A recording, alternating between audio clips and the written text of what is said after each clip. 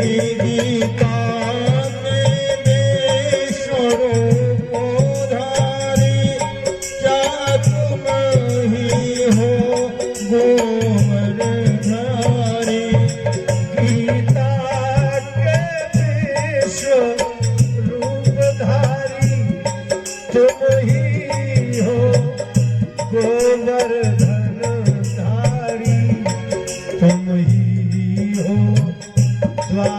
द्वारकाधीश प्रभो तुम ही वृंदावन वाले हो। तुम ही हो द्वारकाधीश प्रभु तुम ही वृंदावन वाले हो। राधा के प्रियतम प्राणनाथ तुम श्रोता जब निराले हो। तुम ही तो कुंज बिहारी हो, तुम मात पिता दुखहारी हो। तुम ही तो कुंज बिहारी हो, तुम मात पिता दुखहारी हो। तुम ही तो कुंज बिहारी हो, तुम मात पिता दुखहारी हो। तुम ही यशोदा के छैया हो, तुम ही ग्वालों के ग्वाले हो। तुम ही यशोदा के छैया हो, तुम ही ग्वालों के ग्वाले हो। तुम धारक चक्र सुदर्शन के, क्या तुम ही वंशी वाले हो। तेरे मन की कोई क्या जाने, कब किससे क्या कैसी ठाने।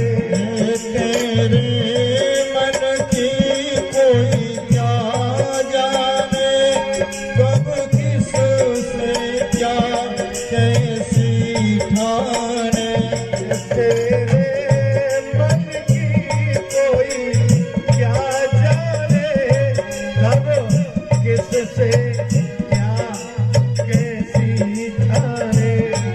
गोविंद के सर्वस गोविंद को रसरास पिलाने वाले हो। गोविंद के सर्वस गोपिन को रसरास पिलाने वाले हो। राधा के प्रियतम प्राणनाथ तुम ही क्यों बंसी डाले हो। राधा के प्रियतम प्राणनाथ तुम ही तो बंसी वाले हो। ब्रजपाल भला क्या कह देगा, ब्रजपाल भला क्या कह देगा। ब्रजपाल भला क्या कह देगा, ब्रजपाल भला क्या कह देगा। माया जो हमें नचाती है, तुम उसे नचाने वाले हो। माया तो हमें नचाती है, तुम उसे नचाने वाले हो। राधा के प्रियतम प्राणनाथ तुम ही तो बंसी वाले हो। राधा के प्रियतम प्राणनाथ तुम ही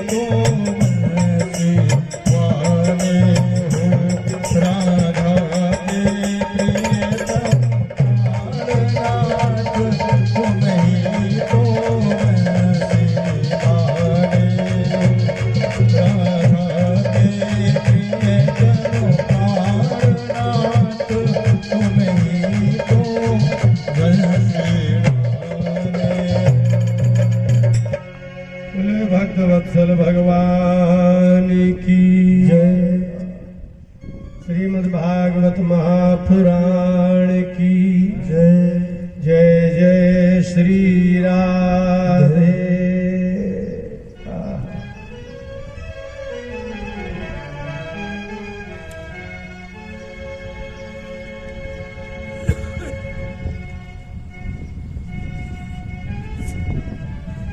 आज कथा का 5वां दिवस है।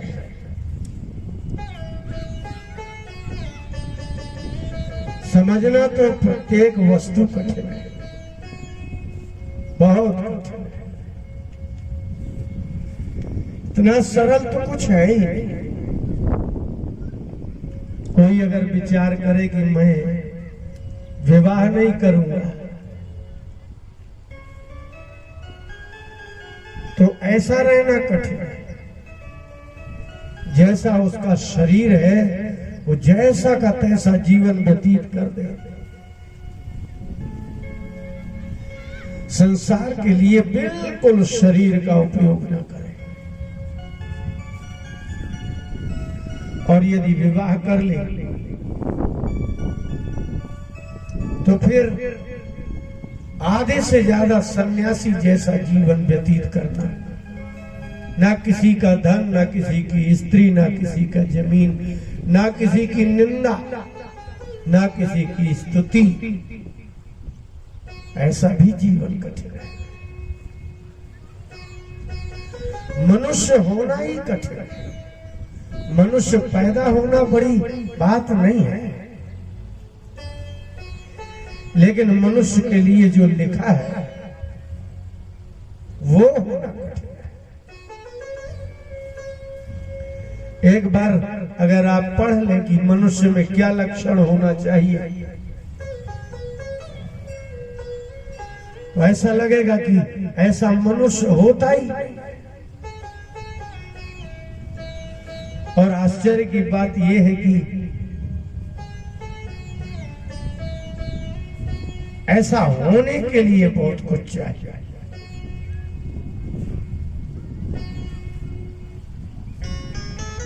शास्त्र जैसा कहते हैं कि मनुष्य ऐसा हो, आप में ऐसे लक्षण हो, और यदि वो लक्षण पड़े तो ऐसा लगेगा कि कुछ करेंगे कैसे।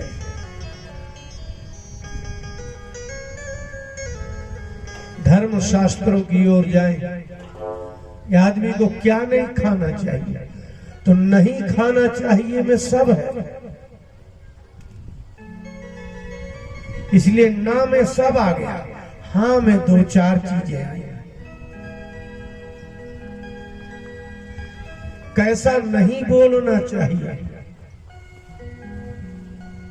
उसमें बहुत है, कैसा बोलना चाहिए वो कम है। इसलिए जिसको सत्य बोलना है उसको कम ही बोलना पड़ेगा। एक ढंग से समझोगी वो मौन ही हो जाएगा।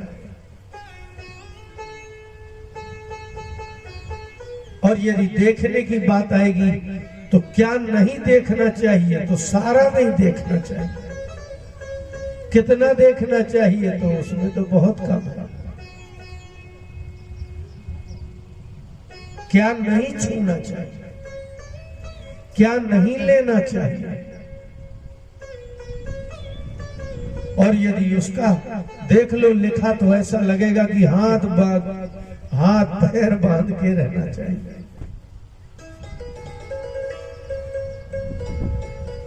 ना में पूरा संसार खड़ा है और हाँ में तो बहुत मात्रा कम है।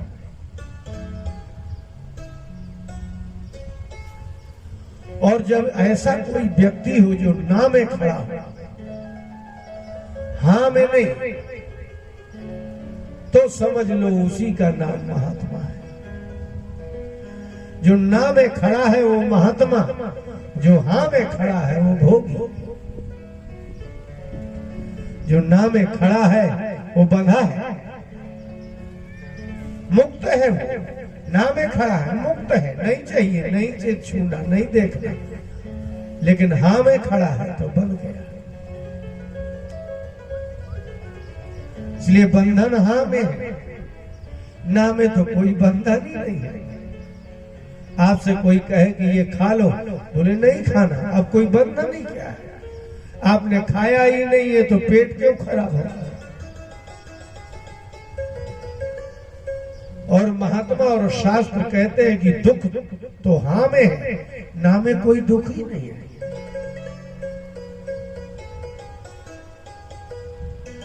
और जितने भगवान के भक्त हैं वो सब ना में खड़े हैं।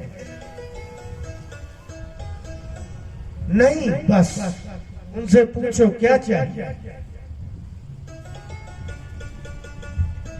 वाल्मीकि जी से पूछा भगवान ने कि हम कहाँ रहे, बोले जाहे न चाहिए कब कछु। तो जो ना में खड़ा है वो महात्मा है, वही भगवान का आदमी है, क्योंकि भगवान भी ना में खड़े हैं। यशोदानंद पत्नी च जातम परम बुध्यत न तल्लिंगम परिश्रांता निद्रयापगत स्मृति। जरा जी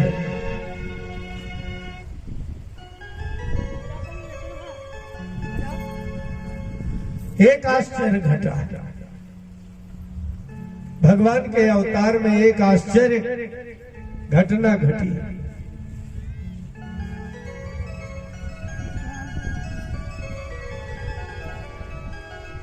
आपकी उत्पत्ति में कोई घटना ही नहीं है।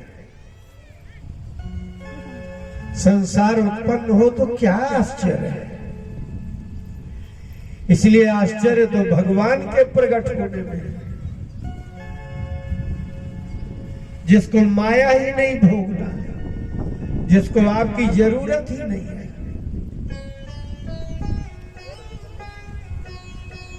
इसलिए इसको समझने जैसा है।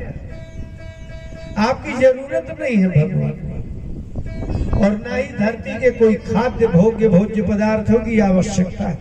और भगवान आ जाए तो बड़ी विलक्षण बात है। क्यों आए? इसलिए कोई गरीब किसी धनवान के पास चला जाए तो तमाम शंकाएं होंगी। चोरी करने आया है या काम ढूंढने आया है क्या? लेकिन कोई अरबपति आदमी किसी झोपड़ी वाले के यहां चला जाए तो आश्चर्य होगा। क्यों आश्चर्य होगा? क्योंकि उसको इसकी जरूरत नहीं है। इसलिए आप उत्पन्न हो जाएं तो बड़ा आश्चर्य नहीं है। लेकिन जिसको आपकी आवश्यकता नहीं, संसार की कोई वस्तु उसके काम की नहीं है, और अगर वो संसार में अवतरित हो अवतीर्ण हो जाए तो ये तो बहुत बड़ा आश्चर्य है। नहीं लगता है? और जो हमने श्लोक बोला है ये आश्चर्यकारी श्लोक है। भागवत तो आपने सुनी ही होगी, कथा ही है, भगवान प्रकट हो गए। लेकिन ये जो श्लोक है, सुखदेव जी ने कहा परीक्षित, यशोदानंद पत्नी च, नंद की पत्नी यशोदा ने जातम परम बुद्ध्यत, जात माने होता है बालक, जो पैदा होता है उसको जात कहते हैं। इसलिए संस्कृत में उसको जातक कहते हैं। यशोदा को अब पता चला कि बालक पैदा हो गया। ऐसा होता है कि जिसके बालक पैदा होता है उसको घंटों से पता रहता है कि बच्चा पैदा होने वाला है।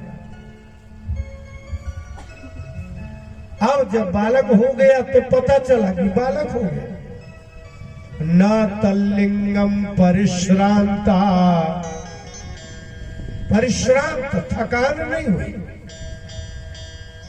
और बालक उत्पन्न होने का जो थकान है, परिश्रम है, वो हुआ ही नहीं। क्यों? बोले निद्रयापगत स्मृति ही, कोई सोता रहे और बच्चा हो जाए, ऐसा होता है?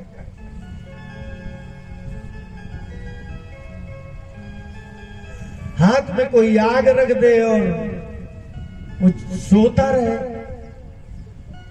ऐसा समझ लो आप। निद्रयापगत स्मृति, इतनी निद्राधीन हो गई कि बालक हो गया, बगल में सो गया, पता अब चला कि बालक हो गया। बस इसी का नाम है भगवान का जन्म, इसलिए उसको अजन्म कहते हैं। जो उत्पन्न होता है उसको भी दुख होता है, जिसमें उत्पन्न होता है उसको भी दुख होता है, और जहां उत्पन्न होता है वहां 10 लोगों को पता रहता है कि यहां बच्चा होगा।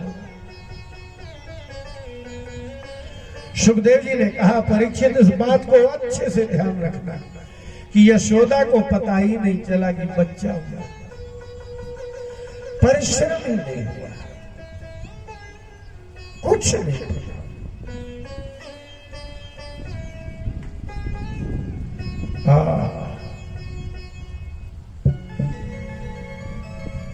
अब भक्त लोगों को आश्चर्य होगा, नहीं, जो जिस वस्तु को जानता है उसमें आश्चर्य नहीं होता। जो लोग मोबाइल चलाते हैं वो सब ऐसे ऐसे करके सब चला लेते हैं, रुपया भेज देते हैं, ये कर देते, उनके लिए आश्चर्य नहीं है। जिनको नहीं आता है उनको आश्चर्य होता है कि ये कैसे हो गया, बैंक के रुपया मोबाइल से कैसे चले गए। तो जिसको ज्ञान है उसको आश्चर्य नहीं है। इसलिए भगवान कृष्ण के विषय में जानने सुनने के पहले महाराज परीक्षित को कहा कि राजन, इस बात को बिल्कुल बुद्धिस्त कर लेना कि यशोदा के घर में कृष्ण भगवान जब लेट गए तब उसको पता चला कि बालक हो गया। प्रसव ही नहीं हुआ, परिश्रम थकान नहीं हुई।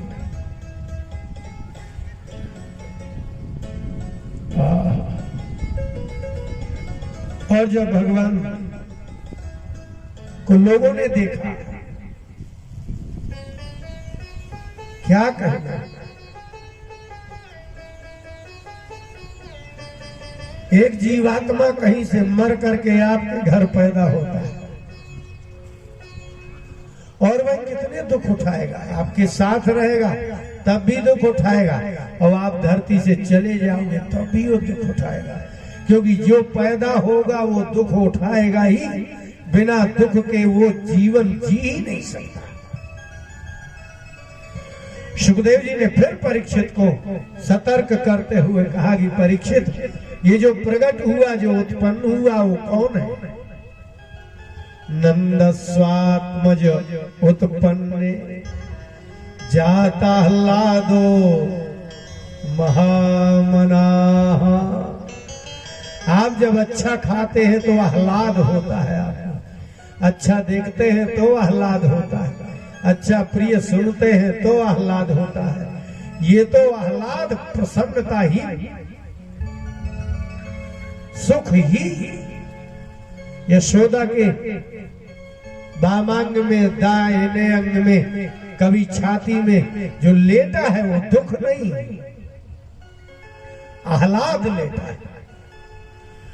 और यशोदा के दूध ही नहीं निकलना है, क्योंकि हुआ ही नहीं है कुछ, लेकिन जो पिएगा वो तो क्या निकलेगा।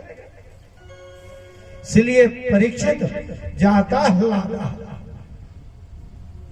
बिना भोग्य वस्तु के जो आनंद है उसको आह्लाद कहते हैं। आंखों से देखा जाए,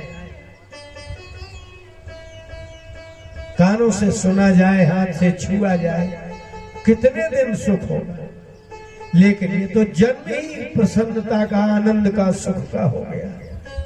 अब तो दुख होना ही नहीं है।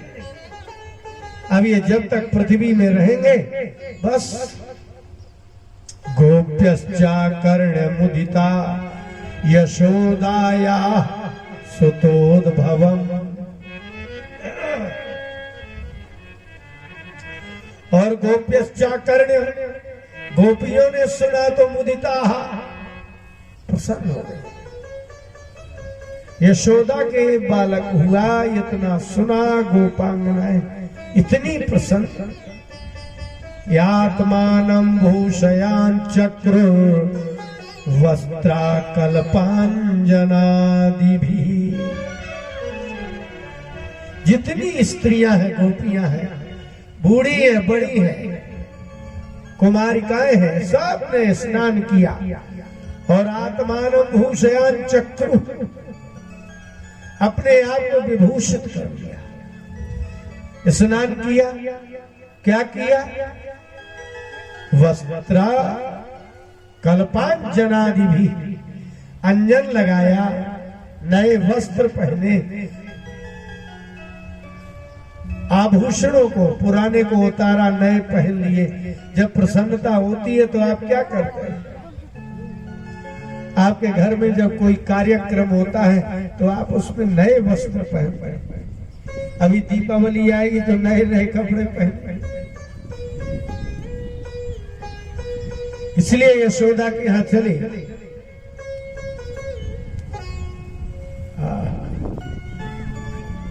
श्री कृष्ण गोविंद हरे मुरारे हे नाथ नारायण वासुदेव। सुखदेव जी ने राजा परीक्षित को गोपियों का श्रृंगार बताया। गोप्यः सुदृष्टमणि कुंडल निष्ककण्ठः। परीक्षित, गोपियों ने सुमृष्ट मणि कुंडल, अब तो कहा मणि, अपनी कुंडलों में मणि लगाई और कुंडल पहने। चित्रांबराः पति शिखाच्युत माल्य वर्षा। और चित्रांबरा, विचित्र विचित्र अच्छे अच्छे वस्त्र पहने गोपियों ने। और शिखाच्युत माल्य वर्षा, उनने अपने शिखाओं में, चोटियों में अति सुगंधित पुष्पों की माला पहनी और चलती जाती है तो माल्य वर्षा, पुष्पों की वर्षा होती जाती। जो गोपी जहां से निकल जाती है तो मालती के पुष्प, चंपा के पुष्प जो से हिलती है और जो उसके शिखा से, चोटी से गिरते हैं पुष्प और गिरते हुए पूरी गली की गली सुगंधित होती जाती है। नंदालयम सबलया व्रजतीर विरेजु। नंदालयम, जैसे आपके यहाँ विद्या जहाँ पढ़ते हैं उसको क्या कहते हैं? विद्यालयम। नंदालय की ओर चली। सवलया, कंगन पहने हैं सब। व्रजती, जब वो चलती हैं तो नीचे की पायल बजती है, हाथ के कंगन बजते हैं और शिखाओं में लगे हुए चंपक मालती आदि के पुष्प बिखरते चले जाते हैं। व्यालोल कुंडल पयोधर हार शोभा।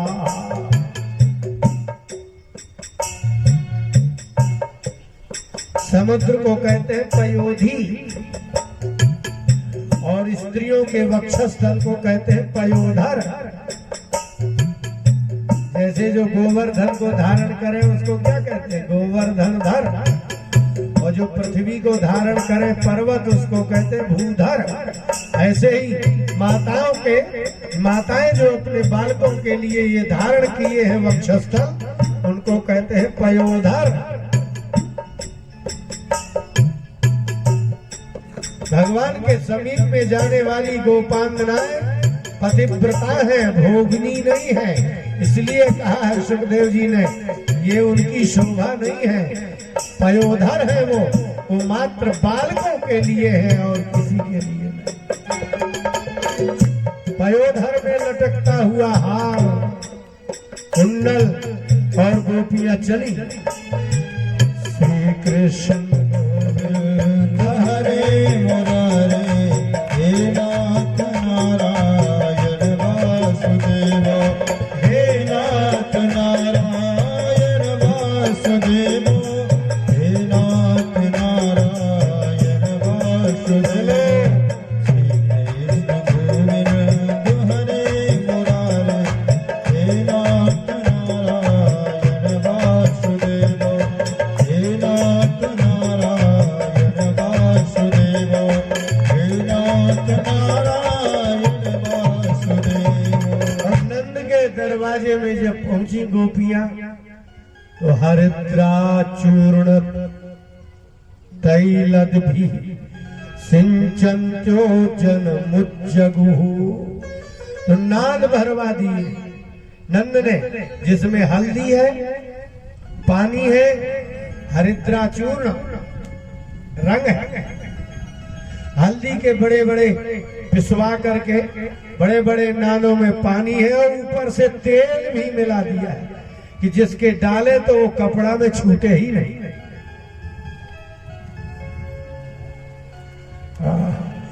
और सिंचन्त्य, एक से एक वस्त्र पहन करके आई, सुंदर सुंदर नवीन वस्त्रों को धारण किए हुए गोपांगनाएं आई, लेकिन वहां जो स्वागत के लिए खड़ी है वो लोग लोटा में लेती हैं और भर करके सीधा हल्दी मिश्रित पानी और तेल सीधा उनके सिर से डाल देती है और वो जगू और गाने लगे। यह है नंद के यहाँ का उत्सव। और कुछ तो कहती है कि नहीं नहीं, नहीं, नहीं, नहीं मेरा कपड़ा खराब हो जाएगा, लेकिन कुछ तो चली जा रही है। उनने नाद में भरे हुए हल्दी के कुंड में से लिया और स्वयं डालने वाले के ऊपर भी डाल दिया। अवाद्यंत विचित्राणि वादित्राणि महोत्सवे, यशोदा के महोत्सव में विचित्र विचित्र वाद्य बजने लगे और कृष्णे विश्वेश्वरे नन्ते नंदस्य ब्रजमागते। विश्वेश्वर आया, विश्व का ईश्वर। जैसे कल यहाँ विधायक आ रहे थे, सब खड़बड़ा रहे थे, तैयारी कर रहे थे जलपान की, कोई बच्चा नहीं आया।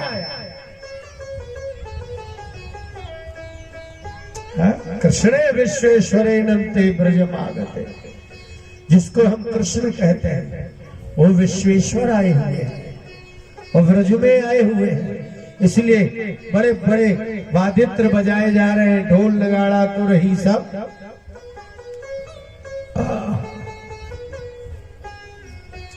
गोपा परम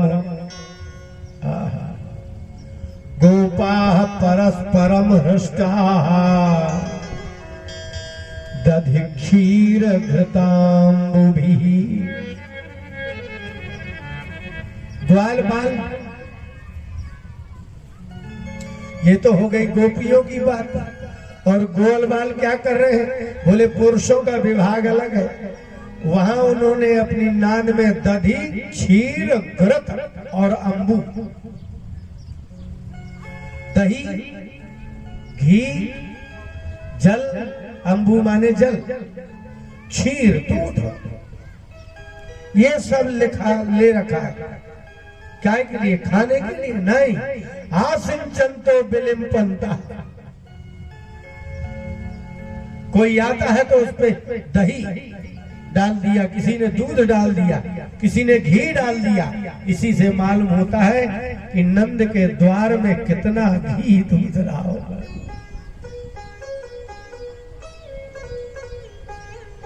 दही के भरे हुए भांडों में दही फेंका जा रहा है लोगों पर। गोपा परस्परम हृष्टाः, कृष्ण विश्वेश्वर अनंत के व्रज में आने पर सारे ग्वाल बाल बड़े बड़े बर्तनों में भर के दही डाल देते हैं और घी भी डाल देते हैं और नवनीतैश्च चिक्षिपु। आपके यहाँ जब बर्थडे होता है ना तो केक मंगाते हैं, उससे एक दूसरे के मुंह में मारते हैं कि नहीं? तो वहां तो नवनीत, नवनीत माने नीत माने लाया हुआ, नवीन मक्खन। अब क्या बचा? आप लोग जो खाते हो वही खेल में आ गया। दही, दूध, घी, जल और मक्खन के पड़े हुए जो इकट्ठे हाथ में लिया और मुंह में मार दिया। देखा ही नहीं कि ये कितने अच्छे कपड़े पहने हैं, कैसा तिलक लगाए हुए हैं। नंदो महामनास्तेभ्यः वासोलंकार गोधनम।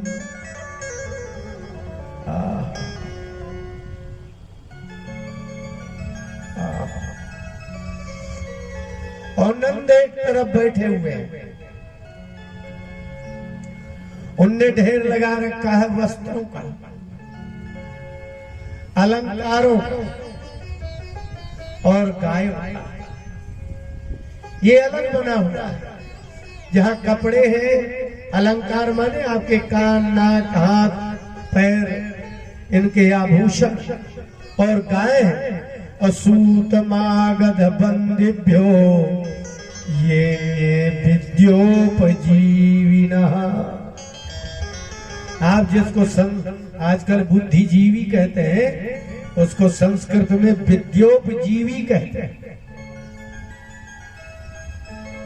नंद बाबा ने जो विद्या उपजीवी कलाकार, विद्या उपजीवी कलाकार, जिनके जो विद्या थी, कला थी, सूत को, मागध को, बंदी जनों को बुलाया और जिनको जो वस्त्र पसंद आया वो दे दिया।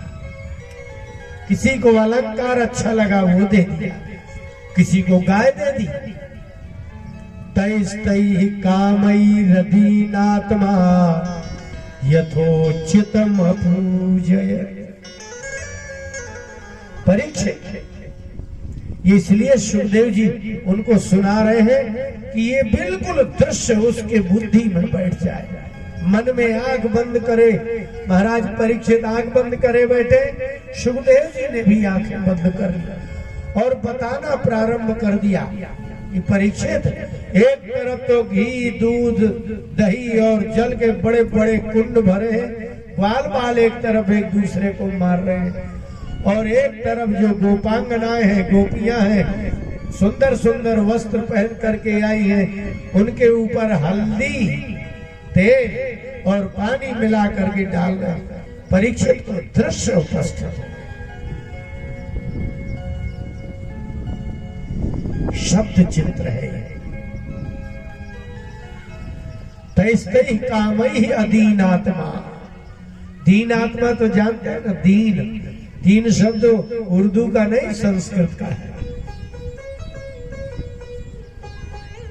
जिसका क्षय हो जाता है उसको दीन कहते हैं। इतना दिया कि अधीन हो गए सब। ये लोग एक मंत्र बोलते हैं, वेद में भी अधीन ही लिखा है। शतमदीना श्याम सर्व। हम 100 वर्ष तक अधीन जिए, दीनता न रहे। 100 वर्ष तक सुने, 100 वर्ष तक देखें, ऐसा मंत्र है। तच्चक्षुर्देव हितं पुरस्तात् शुक्रमुच्चरत पश्येम शरदः शतम। हम 100 शरद ऋतु में देखें, 100 शरद ऋतुओं तक हम सुने, 100 शरद ऋतुओं तक हम खाए पिए, अधीन होकर के जिए। बहुत दिया। जो नंद बाबा को जो यथोचितम, जो ऐसा जो उचित था, सबका सत्कार किया। किस लिए? बोले अहंकार के लिए नहीं, धन दिखाने के लिए नहीं ऐसा किया। विष्णोराराधनार्थाय स्वपुत्रस्योदयाय च। अपने पुत्र कृष्ण के उदय के लिए, अभ्युदय। अभ्युदय माने आरोग्य उन्नति के लिए। दान करने से रोग नाश होते हैं। आपको कभी समय मिले तो स्कंद पुराण पढ़िएगा, तो ये 7 बार 27 नक्षत्र है ना, तो रविवार को क्या दान करने से कौन सा रोग नष्ट होगा उसमें लिखा। एक व्रत की पुस्तक आई है, गीता प्रेस गोरखपुर में छपी है, उसमें ये सब लिखा है किस रोग के नाश के लिए किस दिन, बुधवार, रविवार, सोमवार, 27 नक्षत्र, इनका सब का ये दान करने से होता है। तो उन्होंने जो दान किया वो इसलिए नहीं किया, वो किस लिए है? बोले विष्णु और आराधनार्थ है, भगवान की आराधना के लिए और अपनी संतान के अभ्युदय के लिए, उन्नति के लिए।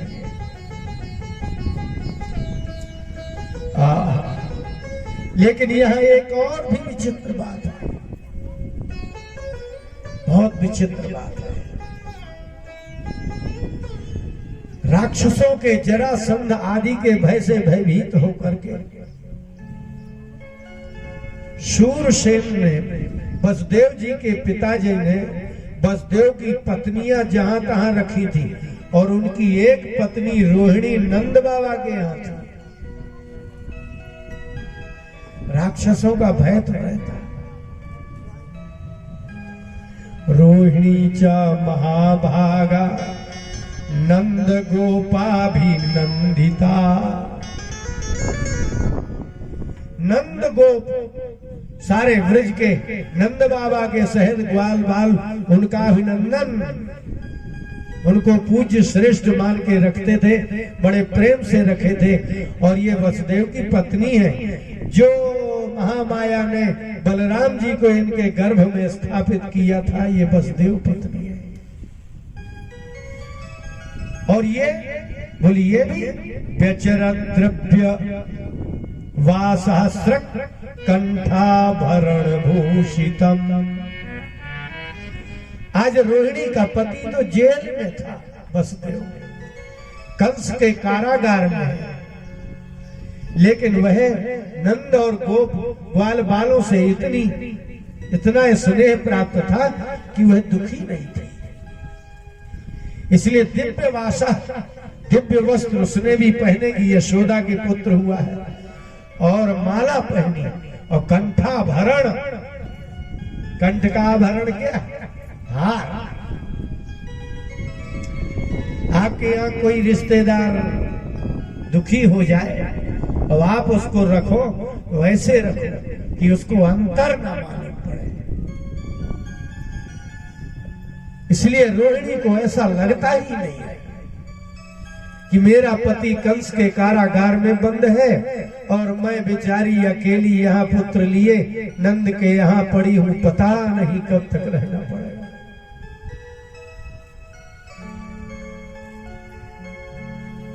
रखने वाले की सबसे बड़ी विशेषता है कि दुखी जिस दुख से व्याकुल होके आपके पास आया है, जब तक रहे उसको दुख का स्मरण न। आपकी यही कुशलता।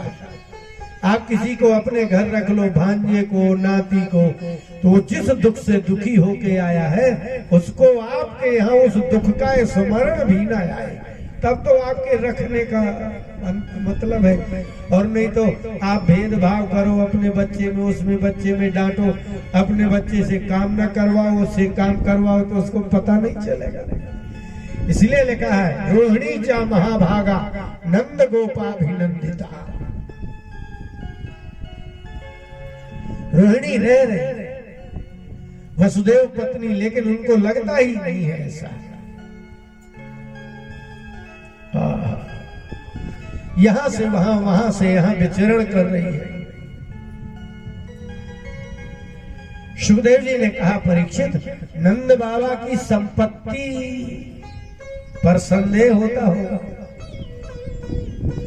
कि जो भी आया, जिसकी जो इच्छा हुई उसको इतना दे दिया। क्या नंद के इतना धन था? वो तो गाय थी उनकी, इतना धन कहां से आ गया? तो भगवान सुखदेव जी ने कहा, परीक्षित, तत आरभ्य नंदस्य प्रजा सर्व समृद्धिमान हरे निवासात्म गुणैः रमा क्रीड मभूनृप। हे राजा, ये संदेह नहीं करना कि नंद तो गाय चराते थे, गाय वाले इतना धन कहां से आए।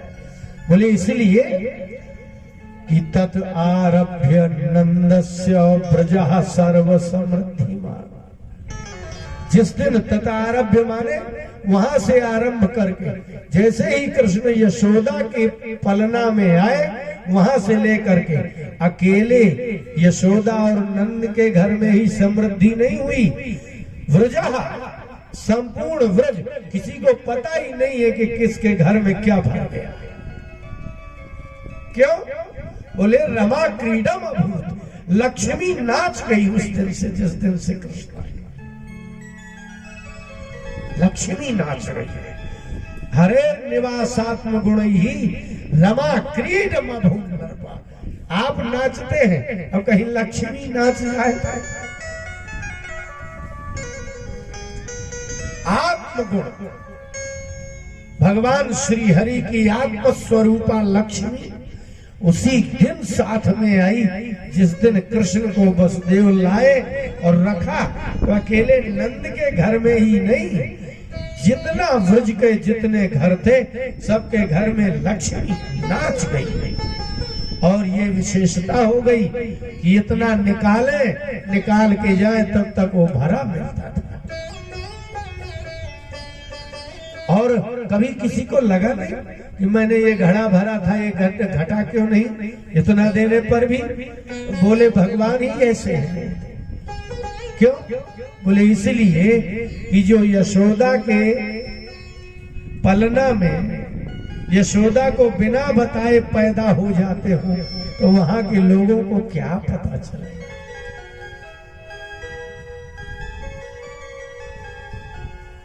ये बहुत भागवत है। ये इच्छा थी फट जाए ऐसी, बस थोड़े में आपके मतलब कुछ होना चाहिए हृदय में। गुरु जी कहते थे कि पारसमणि में सोना बनाने की शक्ति तो होती है, लेकिन वो लोहे को ही बना सकती है, किसी और को नहीं। लोहा हो जाए। इसलिए भागवत पढ़े ना, एक शब्द ऐसा लगता है, हम तो पढ़ाते हैं तो लगता है, आपको हम क्रम से ऐसी सुनाए भागवत, आपको लगेगा कि ये भागवत का मतलब ही है कि भागवत सुनने के बाद वो आदमी ही भागवत हो जाना चाहिए। भागवत का अर्थ ही होता है भक्त।